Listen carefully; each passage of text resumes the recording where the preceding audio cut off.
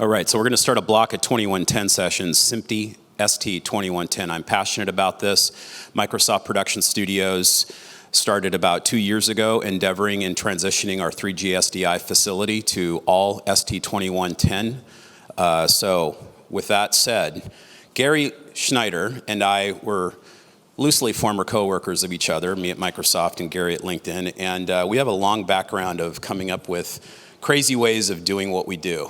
And one of the cool things is with ST 2110 is it just works really well in a campus environment. So I'm excited to hear what LinkedIn's been doing because as some of us that do work on campuses, this is a very applicable conversation. So Gary, would you mind coming up with your panel? And we're gonna hear about Multisite Enterprise ST 2110 in production. So Gary, take it away. Thank you. Got myself set a bit. Good morning. Excited to see all of the interest in this and excited to be part of the panel.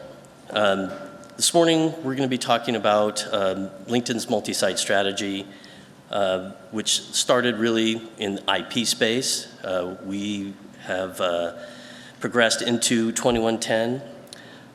So I'll talk a bit about the strategy. Tim Nesbitt will be talking about a specific deployment, a recent deployment of a studio and how we use 2110 on a multi-campus or multi-building environment on a campus. And then we have Karen Ordaz, who's going to be coming in live from New York over some of our tech to talk from a producer's perspective, some of the positives and perhaps challenges of working in a remote REMI multi-site environment. So our journey started, there was a concept on the part of the leadership that wanted to build out production facilities and studios around the world. This was just prior to the acquisition of lynda.com, which is now LinkedIn Learning. So there was a big push internal to be able to support large scale video productions as well as live events. And Karen will speak a little bit more to that. So at the time that we were getting involved and we were building net new, it made some sense to consider IP as our infrastructure versus traditional IP. I'm sorry, SDI.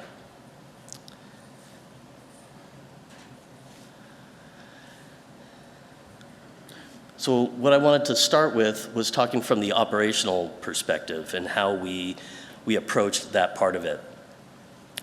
All of our control rooms and venues are all tied together through a 1 gig control network. And there are a lot of advantages of this. One is from an engineering perspective, because we're a small team, we need to be able to manage all of these facilities wherever they are globally. So having all of these networks tied in meant we had access to all of the various pieces of equipment and could manage them and do updates and all of that work.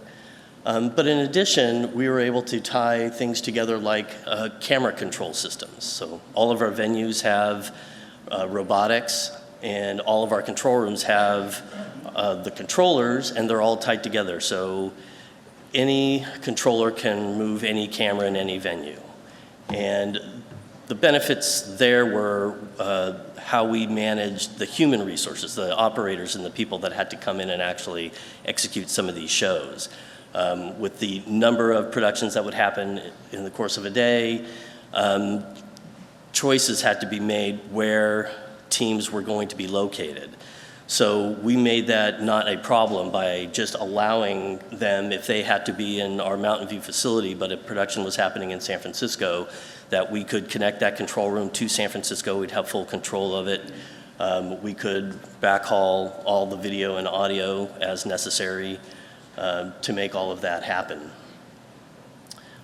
We also had our intercom systems, and this is on a global scale. So our Dublin facility is on this same network, and we've been able to support shows for them in very much the same way as well as New York.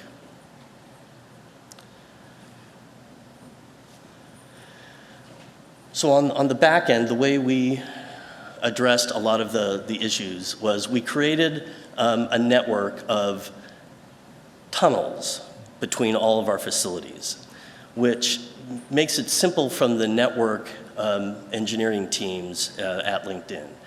Why? Because these are presented as single flows on the network and not having multiple streams going through. All of that is managed within the tunnel.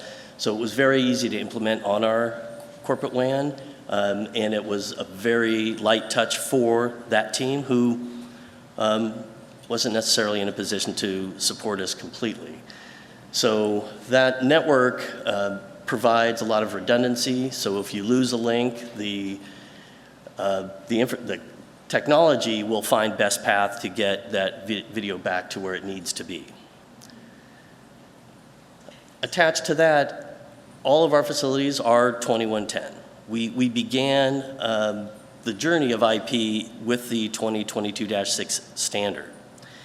And that was a really great way to start because there are the requirements for -6 for those who may not be aware, that is IP encapsulated SDI. So it's essentially SDI that can move on a network.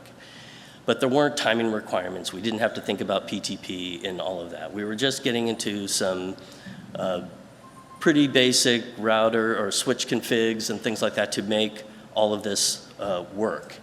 And it was a great way for us to kind of start and getting a feel and a cadence for how to actually operate an IP network.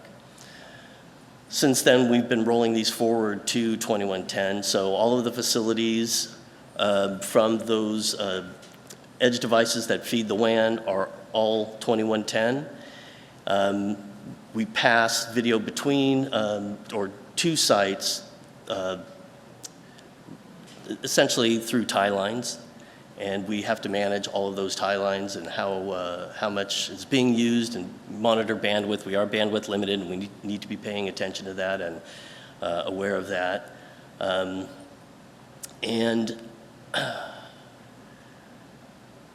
One of the projects that we're getting into right now has to do with how our broadcast controllers are communicating. There are manufacturers, developers that are thinking multi-site and how to make that a lot easier. How we're doing it now is having to build configs on all of these devices, but ultimately the goal is, as you see up at the top, we have one router control panel, and operators can say, camera from Dublin to switcher in Sunnyvale, take, and have that route. So those are some things that we're currently working on and trying to put into play. It's been quite a challenge, but that's a big part of it. The little box at the bottom is trying to represent part of our cloud deployments. Much of this now is online. We're looking to do all of our file creation for video production in cloud. So if we have studios and we have venues on-prem, how do we get that media that's a 2110 network up into cloud and at the proper quality that the creatives will accept? And we have two modes. We have the remote direct capture, which is we use SRT and RIST to get those feeds into the cloud. And then from on-prem, our plan and what we're testing this quarter and next quarter is TR07, which is MPEG-2 transport stream that is JPEG XS encoded. And once those files are created, it will be placed right on our blob storage. We have a global file system and global storage system that manages how all of that content gets distributed. We do have a follow the sun model, so if something was done on the West Coast US and Bangalore could pick that up overnight and perform some editing features, the back end of our storage and file system will manage getting those files to where they need to be so that it could all get worked on. So that is, I think I'm just in time. If there's any questions, anybody wants to chat, I love conversation and dialogue and learning from other people's experiences as well. So hopefully I'll see you out front and we'll be able to meet up and talk more. All right? Thank you.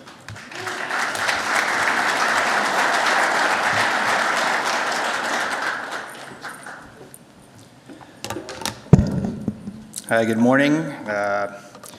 Thanks for coming out this morning. I'm Tim Nesbitt. I'm a part of the media systems team. I'm a media systems engineer who's involved with builds. Very excited to talk to you guys about our most recent studio build in Dublin, Ireland. This is a part of a large-scale expansion of our office space footprint. It's comprised of a lot of new construction. This is a satellite view, by the way. New studio is part of a larger production space, edit bays, audio booths, et cetera, capable of meeting the needs of our media teams across the organization. We have a LinkedIn Studios program that absorbs stakeholder requirements from across a multitude of our media teams. And the aim is to create something of a creative home, a place where any of these teams can come in and feel they can do their best work. At the core, it's equipped with an agile, scalable tech, remotely supportable, which is very important when you have global systems to the maximum extent. And in this case, we're using GV Orbit and a multitude of other IP systems in a hybrid 2110 baseband environment. So a couple of key systems, or key challenges, was one, create a system from the existing venue's live systems at 5 Wilton Place. That's the building at the top with the new studio down at 1 Wilton Place. We also wanted to ensure that the entire system's compatible with our pool of global media resources concept Gary touched on earlier. We did have a small number of dark fiber between the two sites, so we modeled the media network after a project that we actually have down here in Sunnyvale, our Together Unify venue control room pair. The big construction site you see in the middle is a number of new buildings in progress, so scalability is important. We aren't completely sure yet what's in store for us there, but we're on the path to a large new venue, possibly some more media-related square footage. So it's important that we had a system that we could scale and grow. And space and power is also a factor, so the smaller the footprint of our solution, the better. And if you're ever in Dublin, you have to check out the site. It's a beautiful building. It's a cutting-edge office space. It's really transforming this corner of that neighborhood. And Wilton Park itself has a really interesting history. I recommend you look it up. So the core routing system is fairly straightforward. It's a couple of Arista switches we're using for media, routing multicast traffic between themselves, a couple of Cisco switches for out-of-band management. One of the big 2110 payouts is the design of the intermediate switch connections.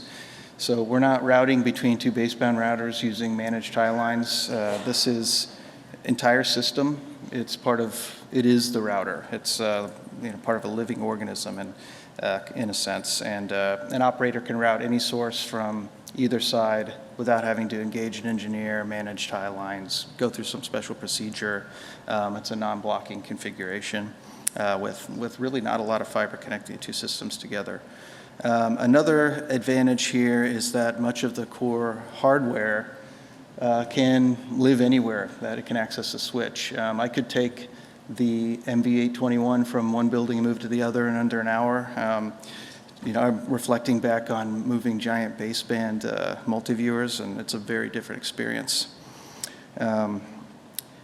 Scale is another. I grew up inside of SDI systems, and simplicity of integrating an IP system is still pretty amazing. If I wanted to scale our multi-viewer capabilities, I'm not crimping 100 pieces of coax. I'm running 1 or 2 pieces of fiber. So it really, cable management just kind of ceases to be an issue. And this is a hybrid IP baseband system, and we do have a good amount of coax. And we did actually meet with Panduit in Dublin to our rack vendor for this project to confirm and solidify our cable management best practices. And once they got a look at all of that baseband cabling, they basically shrugged their shoulders and said, well, good luck, whatever works. In the corporate, non-broadcast centric IT environment, a lot of coax and rack tends to blow people's minds, and fiber's a little more at home. So wrapped around this is a live production environment, including a control room, and like is the theme, we're leveraging IP in every other way we can so that we can link all of our key systems to this global network, camera control, intercom, IFB, video, audio, tally, encoders, etc. At the center of the system is a Grass Valley Edge server running Live Producer and other AMP utilities, which will make it possible for not only a higher level of remote support, but our production crew can and does manage shows. That's TDA1, director, producer, remotely, fully linked to all of our global systems. So cut the show in-house, off-site, in the US from another control room. It's just a mix and match of broadcast resources that we can make in any number of different ways. So this was and is a fun and enlightening project. We're very near the finish line in integration and commissioning, and produced some great lessons learned, as any broadcast project would that's using some relatively new technology. I'll start with some of the more positive things. I found that 2110 is actually fairly simple to work with, but you have to start off on the right foot. You need a solidly configured network, good IP schema, and that's your really the first step in order for you to have a fighting chance once you start integration. And PTP really isn't a nightmare to work with. It's actually very resilient and forgiving. But you do have to have the right hardware, and you do have to have the right configuration in place. Some other advantages are the points I touched on earlier. Cabling is dramatically simplified. The full non-blocking link of the campus network is pretty cool. No tie line management. There's that add and agility through flexibility and simplicity. So moving that multi-viewer from one building to another. And that's actually come into play for us in our campus recently when we shifted buildings. We mothballed one of our system buildings where the multi-viewer was living. That was one person, 1 or 2 hour project, as opposed to having to hire an integrator to come in and rewire. It's a huge advantage. Scaling is a much easier problem, as I touched on earlier. Tech footprint is greatly reduced. A major contributor to that being the edge server. And that control room in the lower left-hand corner is actually an AMP control room. We have a Corona that we can use virtual K-frame with. That touchscreen in the back left corner, Live Producer station, audio station. The Dublin control room is an AMP control room. A big pro that I don't hear talked about often enough is that the core of your system is a network switch. It's arguably, in general, one of the most time-tested pieces of technology on the planet, and there are experts who can help support and optimize that part of your system in most organizations. Some of the negatives, it is actually extremely complicated. There's a new realm of confusing configuration options, which can be a steep learning curve, and a learning curve that can be intensely painful if you're learning along with your integrator and vendors and trying to get your system working. You really got to do your preparation in advance. Multi-vendor interoperability can still be a headache. Every time a vendor or a support person sits down to commission or troubleshoot, they'll be saying that there's a problem with your network before they even make it down into the seat usually. The switch will have the finger pointed at it constantly, the network's constant source of communication. So it's very important to be able to answer tough network questions. Sometimes it feels like you're defending yourself in the court of law against these guys. NMOS across the landscape doesn't really feel ready. It's been a constant source of issues, and Gary has some really interesting stories related to that. And PTP can actually be your worst nightmare and a terrible enemy if you don't have the right kind of visibility and network expertise to make it work correctly. And a really commonly discussed part of 2110 installations is that it is a challenge to find broadcast engineers who can operate proficiently at this level of network complexity. So more often than not, an engineer's support scope shrinks, but the good news, as I touched on earlier, fostering good relationship and leveraging internal network teams can work to your advantage. They won't understand why you have hundreds of multi-gig multicast flows going in every direction, but they can definitely help you optimize it and make it work. It's very hard to get a person, conversely, in IT to understand the urgency at the core of broadcast. But if you do have broadcast engineers who can speak the engineering language and you have a good relationship with your internal networking team, that's a recipe for success. And vendor support is actually across the board getting much better. The expertise levels are rising, so I guess that's a plus-minus point.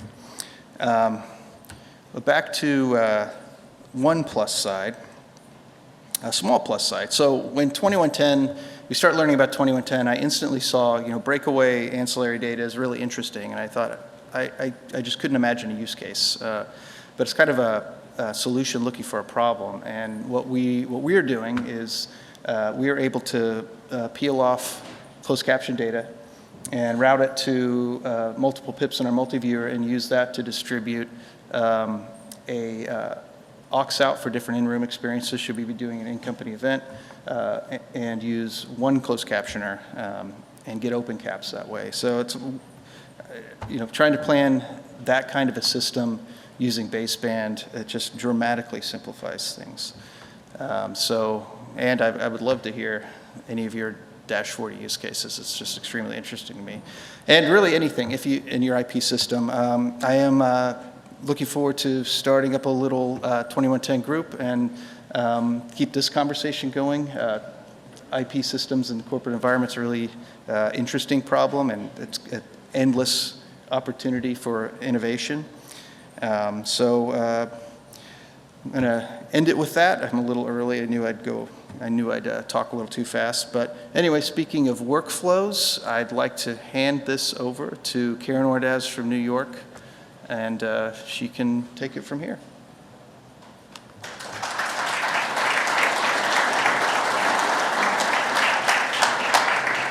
Thank you, Tim. Hi, all. I am so excited to be joining you all from our LinkedIn studios here at the Empire State Building in New York.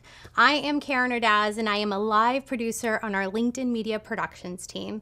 And I'm so sad that I wasn't able to be there in person with all of you, but we are all broadcast professionals here, and we have obviously found a way to bring me in virtually. So thank you to our SVG partners, and shout out to Joshua Leslie from our team for making this happen. And now we have heard from Gary and Tim on why and how we have built out our different studios around the world. So I'm here to talk to you all about how we actually make all of this cool technology work on the production side. And first off, I want to give a quick overview of who we are. We are all part of our LinkedIn's in-house production team called LinkedIn Media Productions. Our team consists of 6 different departments, including video production, post-production, account managers, creatives, obviously our broadcast engineering team, and a live production team. The majority of our team of operators and engineers are in our Bay Area studios, but we do have smaller teams in New York and Dublin, as you heard from Tim, and even a small team in Bangalore.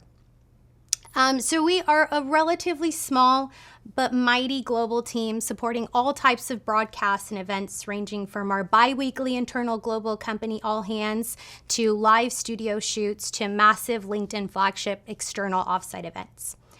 Now, one thing that I feel is unique about how we approach events at LinkedIn is that human connectivity is at the core of everything.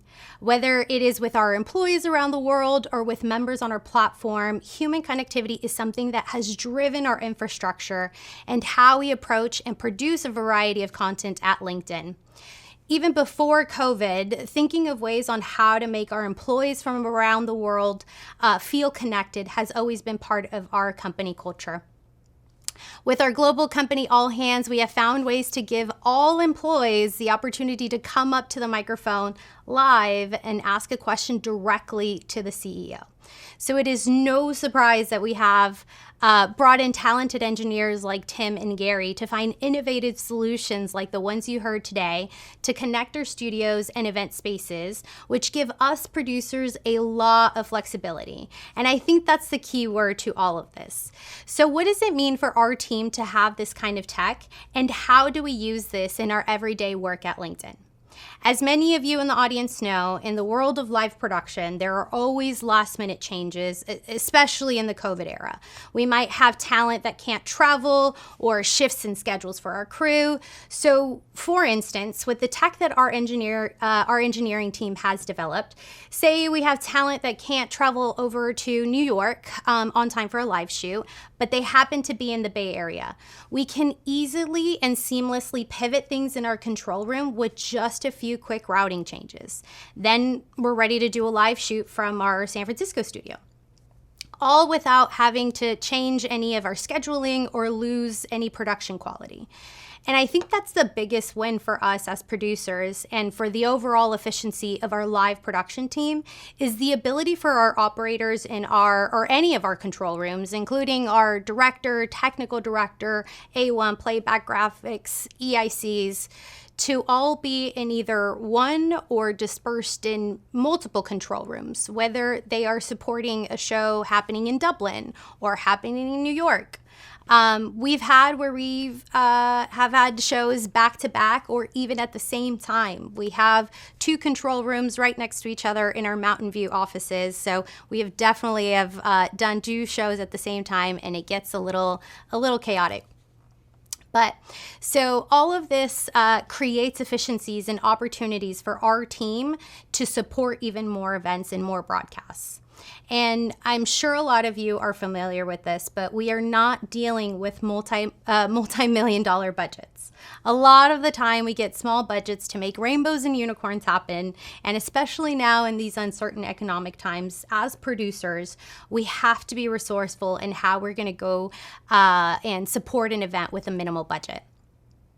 Since we don't have full crews all over the world, sending our signals back to any of our multiple control rooms allows for our projects to have lower costs by not having to build out control rooms offsite or needing to fly a crew out.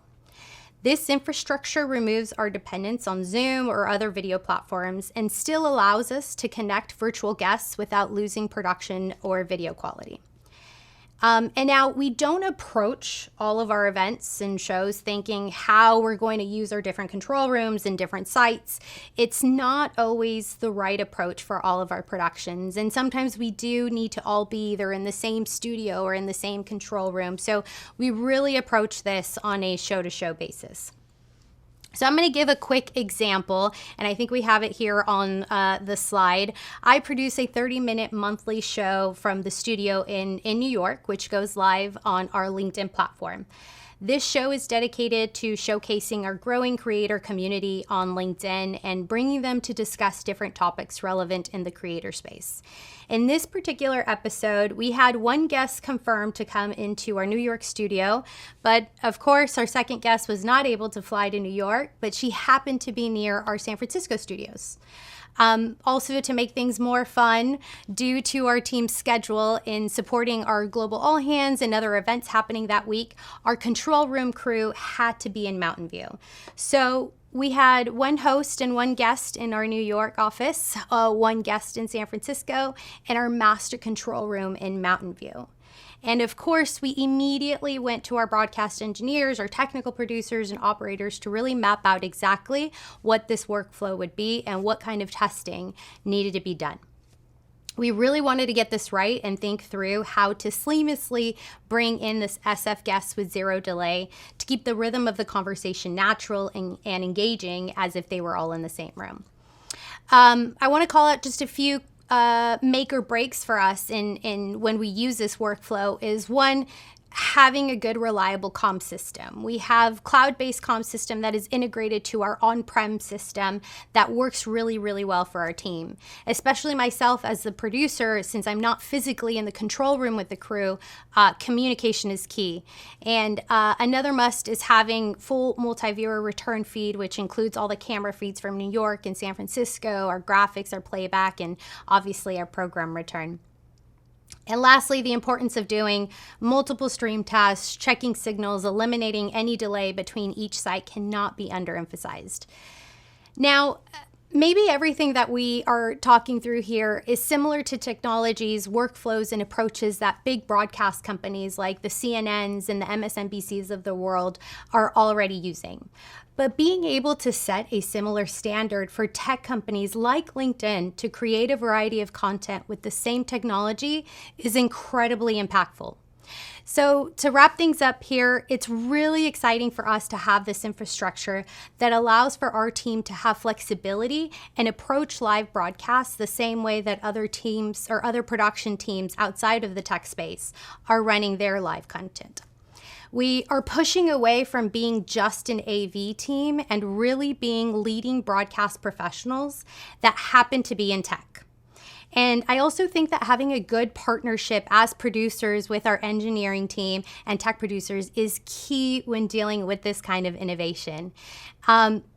I know engineers and producers don't always see eye to eye, but we have seen it here at LinkedIn how important it is. We cannot move innovation forward without input from both sides. So it's been really exciting for me to work closely with Gary and team and all of our engineering team to incorporate this new tech in ways that work for everyone across our teams.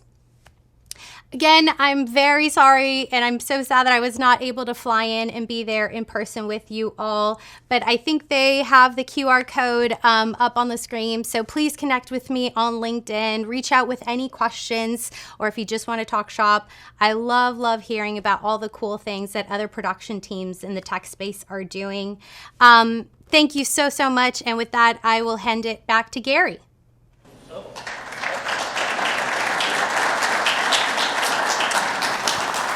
Going to say thank you. I didn't expect it to get handed back to me. But that concludes our presentation. Thank you for your attention. I hope there was some great information for everybody, and look forward to meeting a lot of you. I'm still on. You are still on. I can hear you. That was pretty awesome, Karen. How about we hear it for Karen again?